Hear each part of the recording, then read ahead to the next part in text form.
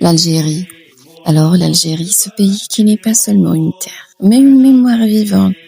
Un pays qui respire à travers ses familles, ses fêtes, ses traditions. Et parmi ces traditions, il y a des plats qui ne sont pas seulement cuisinés, ils sont transmis, célébrés et respectés. Parmi eux, un plat noble ancien, souvent méconnu par les plus jeunes, ou on va dire pas aimé surtout, mais qui a nourri des générations entières pendant des siècles. Un plat spécial fête de l'Aïd al-Adha. Et oui, un plat qui sent l'Aïd, le partage, les matins bruyants et les maisons en fête. Un plat qui raconte l'Algérie profonde, vraiment profonde. Celle qui ne gaspille rien, qui transforme tout en bénédiction. Et puis celle où le mouton n'est pas juste de la viande. C'est une science, une sagesse et puis un symbole. Aujourd'hui, avec notre art culinaire de l'bakbouka, et oui, la fameuse bakbouka. Donc, l'art ancestral d'utiliser le tout sans rien perdre. Pendant l'Aïd al-Adha, à la maison s'anime, le thé qui chauffe, les voix qui s'entremêlent, l'odeur du smen, du thé, du son du mouton, de l'hedora. Et surtout le moment où l'on prépare les abats, les morceaux que tout le monde ne connaît plus, mais que nos grands-mères maîtrisaient comme une médecine, et bien sûr nos mamans. Alors la bakbouka, c'est les tripes, le foie, le corps, les poumons, les intestins soigneusement lavés, les épices chaudes, la shorba rouge parfumée, le pois chiche, parfois un peu de blé concassé ou du riz pour épaisseur. C'est un plat fort, oui, très fort, mais il est généreux, riche, qui accompagne l'Aïd depuis des siècles. Alors, un jour où la bakbouka a surpris une certaine fermière italienne au Canada, je vous raconte l'histoire. Un jour au Canada, dans une ferme d'une famille italienne, au moment du sacrifice, elle observe, étonnée et presque choquée. Eh oui, elle était choquée. Elle voit les musulmans qui récupèrent chaque partie du mouton. Tout, vraiment tout. Jusqu'aux abats, même la peau qu'on appelle l'hedora. Donc elle ouvre ses grands yeux et dit, mais vous prenez tout et vous mangez tout, même ça? Eh bien oui, elle était vraiment choquée. Elle n'en revenait pas. Et vous savez, le plus drôle, aujourd'hui en Europe, dans plusieurs centres de santé alternatifs, oui, nutritionnels, etc., on soigne avec les abats. Et oui, on revient juste des régimes à base d'abats et de viande, spécialement la graisse. Donc foie, cœur, rate, tripe, c'est même partie que nos ancêtres utilisaient depuis toujours. Voilà. Donc ce que l'Algérie et d'autres pays, bien sûr, arabes faisaient par sagesse, l'Occident le redécouvre par science maintenant. Voilà pourquoi notre patrimoine culinaire n'est pas juste culturel, il est intelligent, nutritif et médicinal. Et c'est pour ça que le régime méditerranéen est reconnu depuis des années par sa santé. Alors, à l'origine, dans les campagnes algériennes, on ne jetait rien. Chaque morceau avait un rôle, une utilité, un bienfait. Donc, les abats étaient considérés comme une source d'énergie immédiate, un aliment chaud, fortifiant, et puis un remède post-accouchement, un plat pour les hommes qui travaillaient la terre, la dureté, donc, et puis une spécialité de fête pour renforcer le corps. Le bakbouka se préparait surtout le premier jour de l'Aïd, pendant les grands travaux, chez les familles, que ce soit Kabyles, Chaouites, etc., dans les différentes régions de l'Algérie.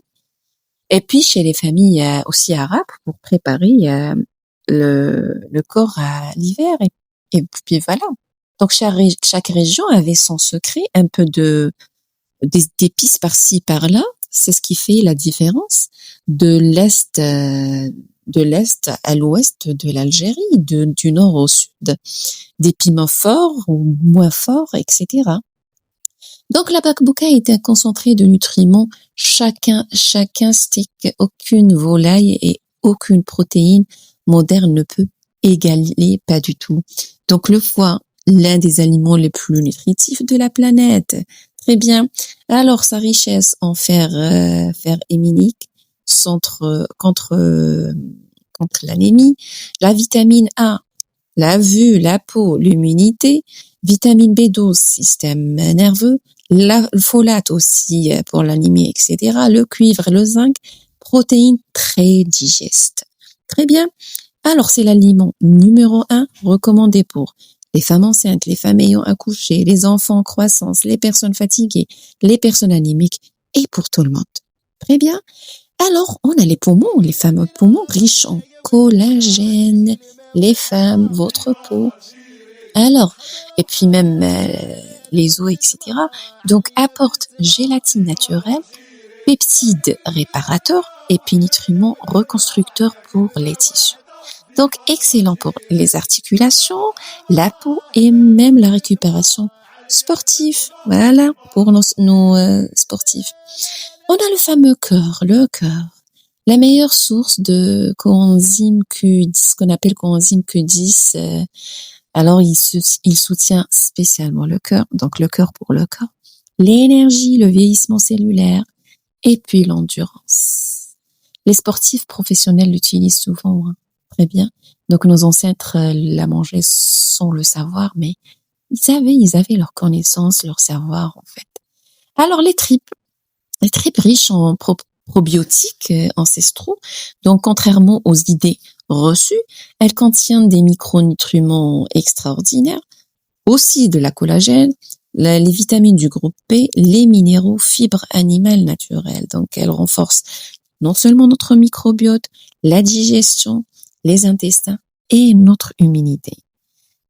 Et puis les fameux pois chiches qu'on ajoute des fois, les régulateurs de la glycémie et plus une certaine richesse en fibres et ils sont très rassasiants, les pois chiches, le hummus. On a nos épices, chacun selon son goût. Alors, le fameux carvil, anti-ballonnement, la cannelle, l'équilibre du sucre, la paprika, c'est un antioxydant. Des fois, il y en a qui ajoutent à la fin un certain menthe, donc la digestion. Alors, c'est le hanout, ça dépend selon le mélange, mais la bakbouka, c'est un mélange thérapeutique, en fait, complet, hein, très dense, très riche. Alors, son effet sur notre santé, c'est un plat médecine, en fait, pour les femmes enceintes et en postpartum.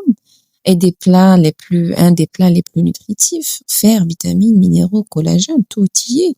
Pour les personnes anémiques, le foie est un traitement traditionnel puissant. Pour les sportifs, cœur à bain, ça veut dire endurance plus récupération accélérée. Et pour les personnes âgées, améliore la vitalité, le système immunitaire, l'appétit, et puis aussi, ça renforce la circulation, les os, etc. Pour les enfants, nourrit croissance, le cerveau, donc l'intelligence, la concentration, etc. Et puis le système immunitaire. Et pour les diabétiques, évitez trop de semaines, ça veut dire le gras, avec quoi vous cuisinez, et puis privilégiez avec lui beaucoup de légumes et surtout une bonne quantité de pois chiches et tout est Inch'Allah. Alors, la bakbouka, ce n'est pas juste un plat de l'Aïd, c'est un héritage, une science et une fierté, notre fierté. C'est l'histoire d'un peuple qui savait utiliser chaque bienfait qu'Allah lui offrait. Et oui, alhamdoulilah. Son gaspillage, son excès et puis son ignorance. Et puis, le jour où la femme italienne au Canada nous a demandé vous mangez tout. Et puis oui, voilà madame, c'est notre réponse et pour tous ceux qui posent la question. Et maintenant, la science moderne nous donne raison. La cuisine algérienne n'est pas juste délicieuse, elle est intelligente, médicinale, ancestrale. Et toi, quel est ton plat préféré? Laisse-nous en commentaire, on fera Inch'Allah un podcast.